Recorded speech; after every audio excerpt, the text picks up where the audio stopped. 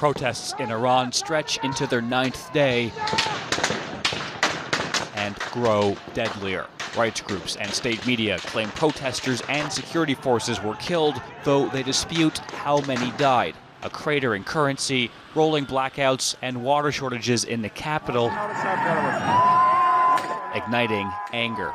Iran's president admitted the regime is at fault and replaced the central bank governor.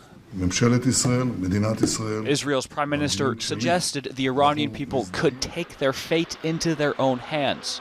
If they start killing people like they have in the past, I think they're going to get hit very hard by the United States. American President Donald Trump repeated his threat that the U.S. could get involved.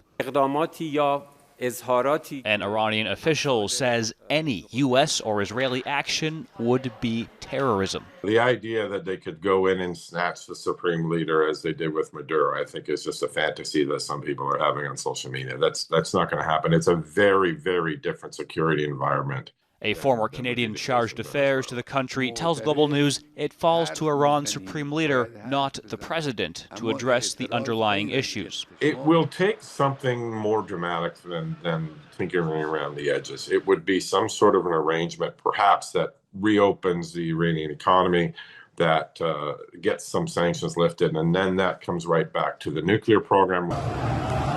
Iranians in and outside the country have called for regime change. The challenge about revolutions is that most of them fail until they don't.